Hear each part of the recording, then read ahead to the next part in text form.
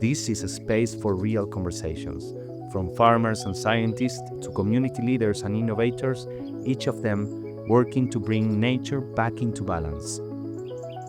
This is Rooted to Earth.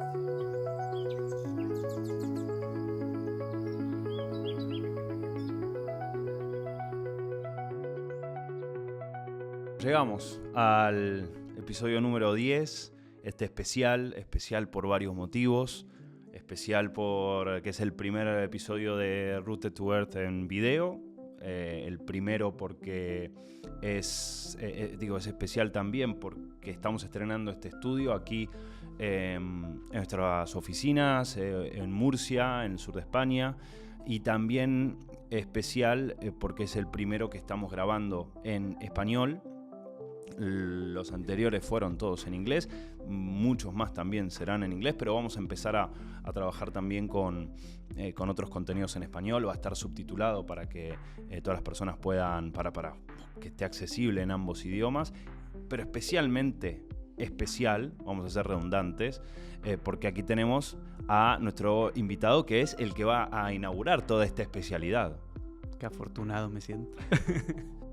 Vamos a hablar con David López.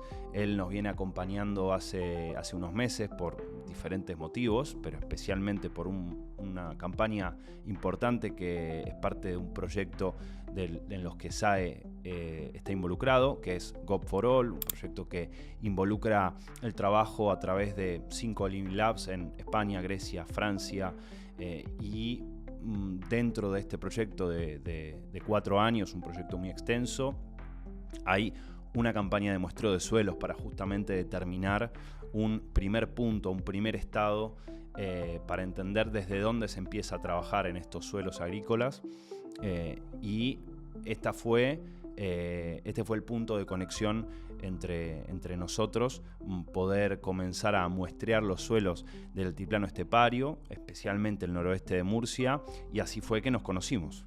Sí, señor. Bueno, fue este primer... A ver, no es tu primer contacto con la tierra. No, para nada.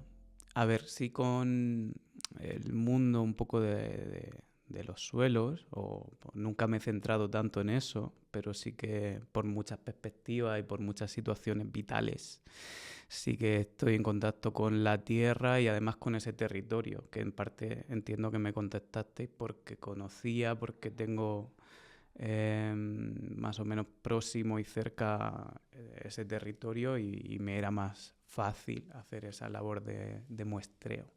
Bueno, ¿cuál es la labor? Es justamente el visitar, el explorar, el trabajar en cada punto, porque fueron muchos puntos. La palabra puntos de muestreo es una palabra que se ha repetido durante los últimos meses en las conversaciones que hemos tenido, pero entiendo que te ha permitido algo que sucedía y algo que me gustaría charlar aquí es la posibilidad de reencontrarte con un territorio que también es un territorio al cual vos perteneciste de toda la vida. Sí.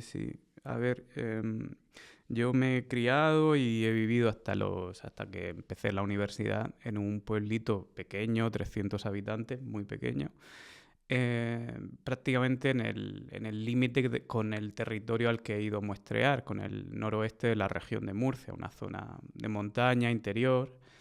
Y entonces, pues, todo ese espacio geográfico en el que me he movido ya lo conocía y desde ahí, el paisaje, la forma de vida, todo me es familiar. Y también, pues, por familiar literalmente. O sea, yo vengo de una familia de agricultores, mi padre lo ha sido, mi hermano lo sigue siendo, incluso yo todavía tengo un poquito de esa parte vocacional y entonces, pues claro, no me he sentido en un mundo ajeno, me he sentido bastante cómodo. De hecho, a la hora de tratar con muchos agricultores con los que era habitual tener que hacerlo para poder acceder, pues he tenido experiencias curiosas. Por ejemplo, gente que conocía a mi familia, que había estado hace muchos años, por ejemplo, un pastor que conocí como a 60, 65 kilómetros de mi pueblo, por ahí perdido, empecé a comentarle 4 cosas. No, ¿y tú de dónde vienes? Y entonces pues resulta que había conocido a mi abuela, que le compraba el pan a mi abuela, que era la panadera del pueblo, que no sé qué. O sea que, bueno, ha habido Y ahí entiendo, digo, son cosas que a uno lo van conexiones. marcando porque, a ver, Sí. esto va a sonar, a ver, un poco de libro, pero que en definitiva son las cosas más importantes que tenemos, ¿no? Estas conexiones, a veces estas pequeñas comunicaciones o conversaciones que tenemos con personas que recién conocemos, pero que se habla es el mismo código. Efectivamente, eso del código creo que es importante, sobre todo en un trabajo como este, ¿no? Yo desde otra perspectiva, en otros trabajos en los que me dedico más habitualmente, temas de flora o de vegetación, es habitual que gente que viene de la academia o que son investigadores aparezcan como paracaidistas en un territorio para hacer un trabajo y la desconexión con la gente que hay en ese territorio hace que muchas veces los vean como eso, como gente Sí, de otro mundo. desconfiados de ellos, sí. Y entonces ganarse su confianza o por lo menos entablar esa dinámica de que ellos puedan entender a lo que vas a hacer y que no se genera esa desconfianza, a mí me ha resultado fácil y cómodo porque efectivamente compartimos código. Yo pues decía, mira, si yo también tengo almendros y pistachos y no sé qué, y me interesa, o sea, bueno, en este caso estoy haciendo un muestreo, pero creo que es interesante para saber cómo funciona tu labor o las técnicas de cultivo y si se pueden mejorar ciertas cosas o parámetros. Entonces, al final, cuando le hablas en su lenguaje o te expresas en esos códigos que ellos entienden, pues también se sienten más cercanos, menos reticentes a lo que va a hacer, que tampoco era muy invasivo en este caso. A ver, es algo que hablamos mucho y de hecho en varios episodios.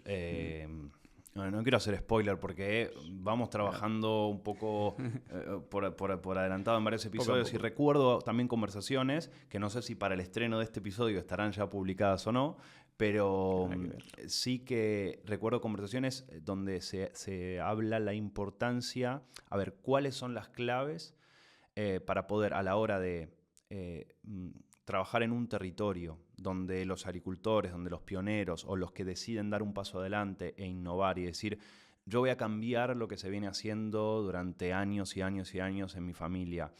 A ver, para hacer eso y para poder, entre comillas, convencer, vamos a decir, por ahí no es la palabra más adecuada, pero... Persuadir. Sí, al de al lado, al vecino. Hay que hablar ese mismo idioma y hay que también poder trabajar en esos mismos códigos, ¿no? Decir, bueno, vos tenés que hacer esto, porque esto es lo mejor para tu tierra, para tu territorio, sino poder hablar ese mismo lenguaje. Bueno, es complicado. Yo entiendo que, por ejemplo, en el tema de transformación de la agricultura a un tipo de agricultura más regenerativa o regenerativa o con otros parámetros que permitan conservar elementos de biodiversidad, de suelo, de fijación de carbono. Todo eso... es importante hacérselo ver a las personas, pero a mí me parece, y no es por ser muy negativo, que si no va acompañado de un cambio de paradigma y que a esas personas les permita sentir que lo que están haciendo también les es beneficioso a ellos, pues no va a cambiar mucho, porque al final la gente... que trabaja en el campo, salvo lo que está ocurriendo a día de hoy, que hay grandes empresas e incluso fondos de inversión que están comprando mucho territorio y que lo que te encuentras allí son trabajadores contratados que simplemente siguen unas directrices de lo que tienen que hacer. Si es un agricultor como los que todavía en estas zonas que están más deprimidas o que la agricultura es más tradicional, como la que he estado trabajando yo y los demás muestreos han hecho en ese altiplano, ahí todavía sigue habiendo un perfil de agricultor que sobrevive en este sistema productivista en el que el mercado domina sobre ti y en el que, aunque tengas mucho afecto, mucho cariño a tu cultivo y quieras hacer las cosas bien, los parámetros por los que se te mide o los que tú te permiten una viabilidad económica son ajenos muchas veces o están en contra de ese cuidado de la tierra, o en plan, pues tengo que labrar todo lo posible, fertilizar como pueda, incluso regar, incluso para ir en esa carrera, en el que tú siempre vas a ser el pequeño con otros que dominan sobre ti, que mandan en el mercado. Entonces, lo digo porque, por ejemplo, mi hermano, que es agricultor de secano en el territorio, igual que muchos de los que he conocido, vive en esa situación, ¿no? de intentar pues, tirar hacia adelante, y eso difícilmente se puede hilvanar o unir con un cambio de paradigma en el que lo primero que se va a ver mermado es tu capacidad productiva, porque a largo plazo, a medio plazo, seguro que sale rentable a otros niveles, sobre todo si hay ayuda de diferentes entidades, ¿no? Que debería haberla para cambiar esa... Pero la gente está en una posición en la que sobrevive o intenta adaptarse a ese mercado. Es complejo tener una Entonces, perspectiva a largo plazo. ¿cómo se le convence? Yo no lo sé, o sea, es muy complicado. Bueno, si lo supiera, simplemente hablemos más tarde. intento desde, yo qué sé, como mi perspectiva, analizar, ¿no? la situación.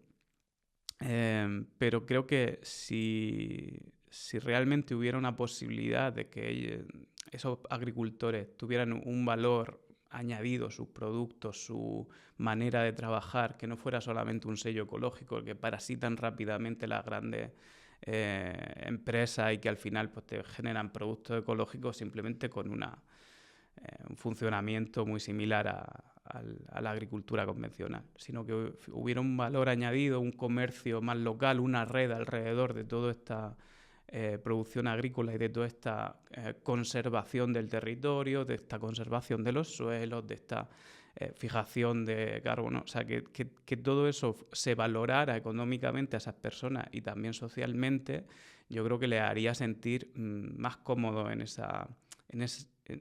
lanzarse a ese cambio de paradigma, porque a día de hoy si se lanzan lo único que ven son cosas negativas, una pequeña ayuda que pueden recibir o un pago en base a no sé qué, pero la gente es muy retraída, ¿no? Arriesgarse cuando estás en una posición difícil pues no es algo fácil. Digo yo, eso es mi... No, está bien, sí, para eso hemos venido aquí, para un poco también compartir esas perspectivas y ya lo que hablábamos antes de empezar a grabar me interesa, digamos, tu perfil, y vos puedas compartir tus perspectivas porque, como se dice también, te has puesto o solés ponerte muchos sombreros.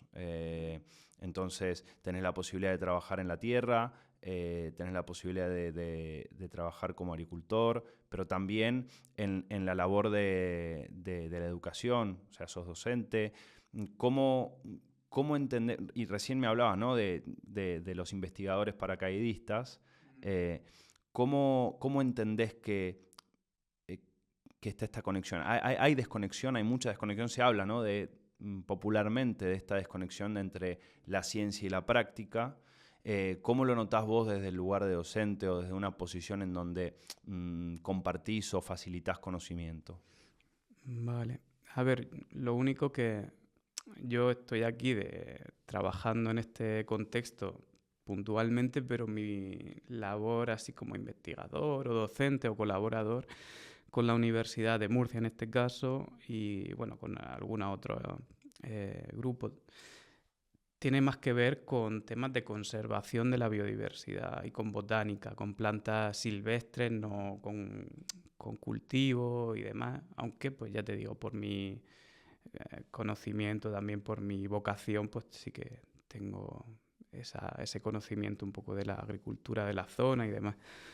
Pero claro, entonces no podría como tener las claves necesarias para saber la desconexión, qué origen tiene, porque mi formación o mi labor como docente o investigador va en otra rama, pero puedo intentar intuir ciertas cosas, que es lo que venía antes comentando, ¿no? Que la gente, o sea, existe básicamente un desconocimiento de la función que tiene la ciencia en general y la ciencia aplicada en estos términos al medio en el que la gente vive, en este caso la gente que vive en zonas rurales, que son agricultores o campesinos o ganaderos. Entonces ellos lo sienten como invasivo porque muchas veces lo que ven son normativas que no entienden y que además tienen muchos elementos que los contaminan, digamos, a nivel argumental, ¿no? De que las normativas, las limitaciones a nivel de protección de un territorio o de no sé qué, todo eso son cosas negativas para ellos. No entienden lo positivo que tiene detrás ni las razones por qué se hace. Entonces, la labor básica yo creo que es de integrar en cuanto a dar a conocer eso, pero también de alguna manera que esas personas se sientan partícipes y se sientan beneficiadas, ya no solo económicamente, sino como el que se siente beneficiado de cuidar un patrimonio, de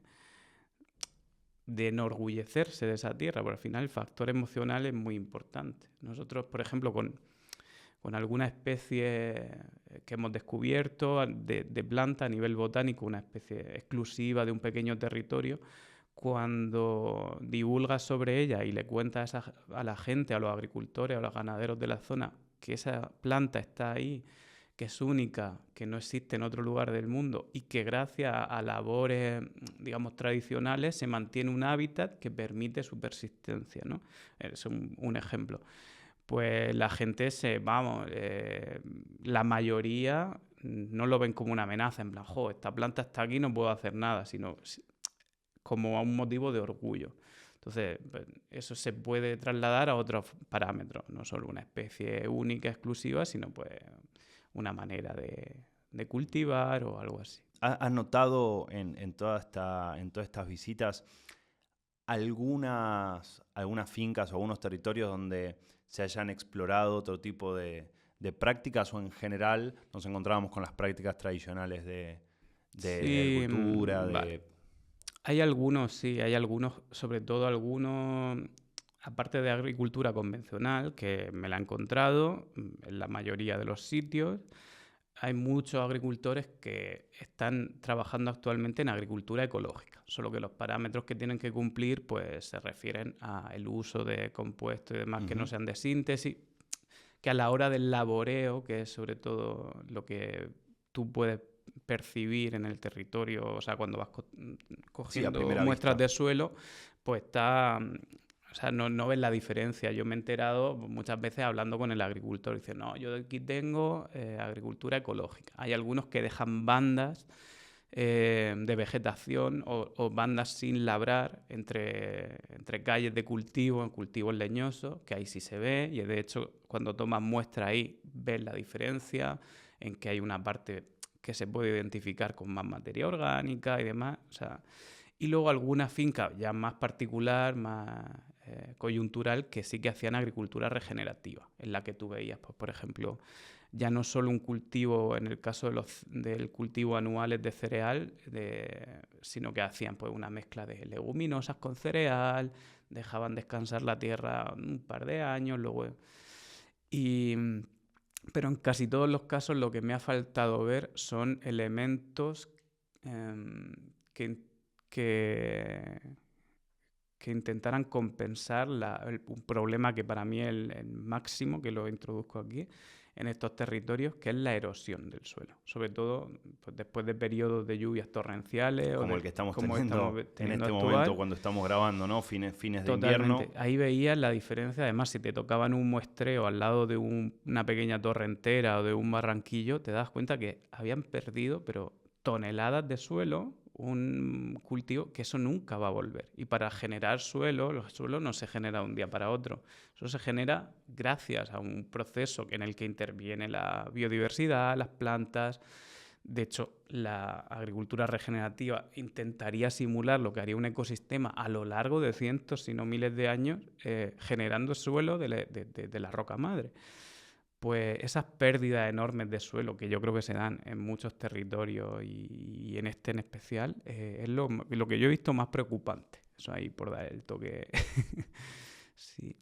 Ahora, antes de terminar, otro de los sombreros que a veces te pones es el de guía, el de guía turístico, porque al conocer tanto tu territorio tiene particularidades o momentos, temporadas muy bonitos, como es la etapa de floración de los almendros. Bueno, hay zonas que en sus zonas justamente verdes son muy llamativas, y bueno, hay mucho turismo local, turismo interno y también turismo de todo el mundo. Ahora, si tuvieras que pensar en luego de este muestreo, ¿cambiarías cosas o cambiarías la forma de cómo mostrás o cómo contás ciertas historias de este territorio a partir de la experiencia que has tenido? Buena pregunta, sí. A ver, no por darme un poco de no sé, como de importancia, pero antes del muestreo ya había transitado mucho el territorio y más o menos lo conocía en este caso, ¿no? La zona del interior de la región de Murcia, el noroeste. Y entonces yo creo que no me cambiaría mucho la perspectiva a la hora de mostrarlo. Como tú dices, tengo esa faceta, también colaboro con una cooperativa ecoturística en la que hacemos diferentes actividades y todo eso. Pero sí que daría más valor a esos territorios. A lo mejor esto sí que me ha ayudado o me reafirma en una postura que ya vengo manteniendo, que es intentar potenciar a la gente el valor que tienen los territorios, que muchas veces la gente aquí denomina de forma despectiva secarrales, ¿no? Las zonas de esas amplias zonas de matorral con cultivos de secano tradicionales, fuera de lo que es el regadío intensivo que nos podemos encontrar, por ejemplo, en las zonas bajas de la cuenca del Segura. En esas zonas interiores, aparte de momentos puntuales como la floración del almendro, que justo en esta época tenemos y que dura unos poquitos meses, hay muchos elementos interesantes a nivel geológico, a nivel botánico, a nivel cultural, que permiten generar actividades que son, yo creo que a la gente no solo le llamarían la atención, sino que le ayudarían a reconectar con una parte que es pasada, pero que es bastante actual. Es el tema de, básicamente, por ejemplo, el conocer el origen de los alimentos que consumimos, conocer de otras maneras de vivir que tienen en sus manos la soberanía alimentaria de un territorio. O sea, eso está muy guay. De hecho, en ese sentido, con otra asociación con la que colaboro, que es la Red Murciana de Semillas, que bueno, se trata un poco de mantener variedades locales, de cultivo tradicional y demás. Hicimos hace un par de años, justo en el mismo territorio en el que he hecho ahora el muestreo, lo cual me ha permitido revisitarlo y ver cómo, en este caso, vimos otras cosas y ahora he visto los suelos de esos lugares, ¿no? En esas visitas que hicimos, lo que hicimos fue una prospección etnoagronómica, en la que preguntamos y hacíamos entrevistas a personas que todavía cultivaban de forma tradicional variedades locales, sobre todo hortícolas, en sus pequeños huertos, pero también de cereal y todo eso.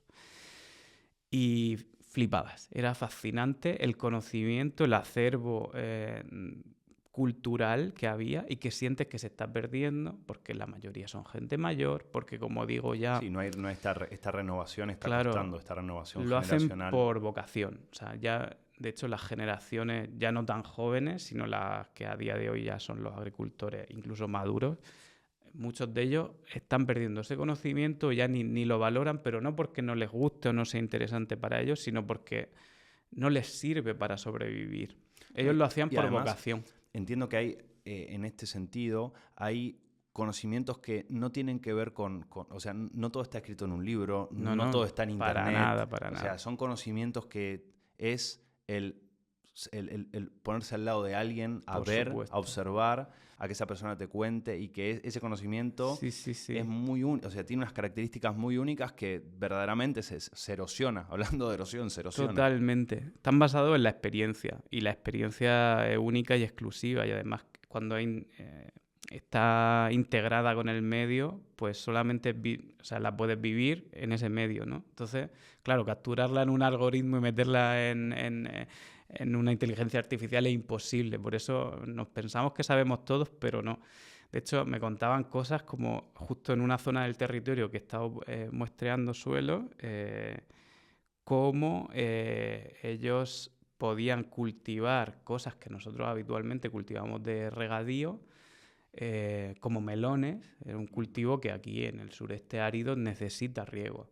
Entonces ellos se iban a zonas que ellos sabían que acumulaban agua porque eran pequeñas hondonadas, que en este caso pues son suelos muy arcillosos, muy densos, pero que tienen una capa impermeable. O sea, esto lo estoy yo expresando en estos términos, pero ellos me decían, pues estos son lábanas, no sé qué, ¿sabes? Hablando con su lenguaje.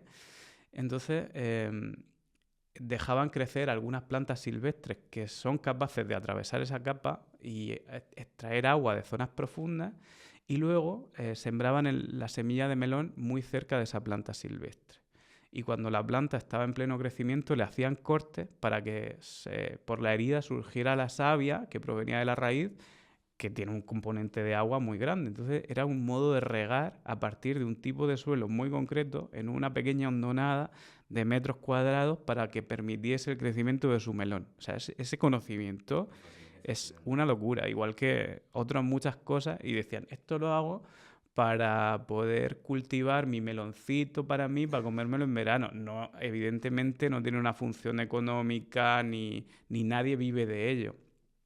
Es como el pequeño último nexo que nos queda de esa agricultura que a mí no me gusta llamarla así, pero se suele llamar, ¿no?, de subsistencia. La agricultura que en realidad era la que mayor autonomía le daba a la gente dentro de las dificultades y demás, porque tenías la capacidad de cultivar lo que necesitabas para ti y para, bueno, por el comercio local de la zona.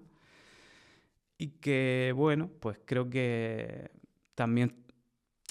esa vertiente de poder empoderar a los propios agricultores diciendo, oye, o sea, tenéis la posibilidad de producir lo que os va a servir a vosotros y a la gente de vuestro alrededor para sobrevivir o para alimentaros. Creo que una tecla que no se ha tocado mucho y que debería volver a tocarse, no desde el punto de vista de la subsistencia, de la miseria, de la dificultad, sino generando redes de comercio local y otro tipo de cosas que acompañen a este cambio agrícola que se pretende, ¿no? Pero ahí lo dejo. David, antes de terminar, es una pregunta que he hecho varias veces y que me gusta porque siempre puede haber algunas respuestas más genéricas, más tradicionales, porque es lo que uno primero imagina, ¿no? Es como que yo te diga, no pienses en un elefante. Evidentemente es lo que va a suceder, pero si tuvieras que pensar en generaciones en adelante, en décadas en adelante, ¿cómo te gustaría ver o cómo imaginás que a tu territorio en 50 años, 100 años? Pensando en donde, a ver, en 50 años entendemos puede haber, si hacemos las cosas claro, bien, tengo que puede ser haber muy grandes utópico, porque la realidad no acompaña a mi deseo, lógicamente. La realidad está en un momento un poco complejo, difícil, pero bueno, pues siendo utópico, por supuesto, y que hay que serlo, porque significa que tiene un destino hacia el que caminar, aunque no llegue. Claro, el territorio, ¿cómo lo imaginaría? Pues en el que se desplegaran de nuevo esas manera o ese tipo de conexión con la tierra, que fuera una conexión más directa, en el que hubiera un tipo de agricultura que realmente estuviera en equilibrio y en una sostenibilidad con el territorio, acompañada en este caso de toda la fuente de conocimiento, de técnica, de tecnología que tenemos a día de hoy, pero no aplicada a la máxima producción, ni al mercado, ni a la especulación como a día de hoy está, sino aplicada al mantenimiento de la subsistencia y a las vidas dignas de la gente, y a la soberanía alimentaria de las personas, y al intercambio, al comercio justo dentro de un territorio local. ¿Eso en qué estoy viendo? Estoy viendo pues fincas de muchos propietarios cultivando muchos tipos de cultivos adaptados cada uno a su territorio, con técnicas regenerativas, que se mantenga el suelo, con estructuras vegetales como setos, o sea, veo un paisaje más bonito del que hay ahora, también con las limitaciones que hay, porque no nos olvidemos, estamos en un territorio semiárido y eso es así, pese a, o sea, el cambio climático está agudizando muchísimo las limitaciones que hay y estamos en una situación que puede desembocar en que haya colapso a nivel agrícola en muchos lugares porque no permita durante años enteros cultivar. Pero siendo utópico de nuevo, intentando pensar que revertiríamos un poco esta dinámica, me imagino lo que acabo de decir. Si no, pues habrá que adaptarse a lo que hay y luchar dentro de... Se ha venido haciendo también, como Efectivamente. los agricultores han venido haciendo hace tantos años. Eso es. Bueno, ¿cómo has estado? ¿Bien? Sí, yo a gustísimo. ¿Contento? Claro. Bueno, hemos estrenado el estudio. Bien, enorgullecido ahí de... Vamos a seguir teniendo este espacio para tener más conversaciones. Agradecerte el tiempo, haber compartido, habernos sentido tan cómodos y haber compartido tu perspectiva de aquí, de un territorio puntual, pero que también es una realidad que se comparte y se extiende a otros territorios con similares características. Bueno, gracias. Pues nada, gracias a vosotros. Un lujazo. Aquí terminamos este episodio especial. Vamos a... Bueno, quédense. Estamos en todas las redes. Estamos en YouTube. Vas a estar en YouTube. Vas a estar en Spotify. En todos los lugares posibles. Y luego leeré los comentarios. Bueno, los comentarios... Este tío este episodio, como decíamos, va a estar... Ya a esta altura se habrán dado cuenta que va a estar completamente subtitulado y disponible tanto en español como en inglés. Y aquí nos encontraremos en las redes de Design Nova, en el podcast, y hasta la próxima. Chao, chao.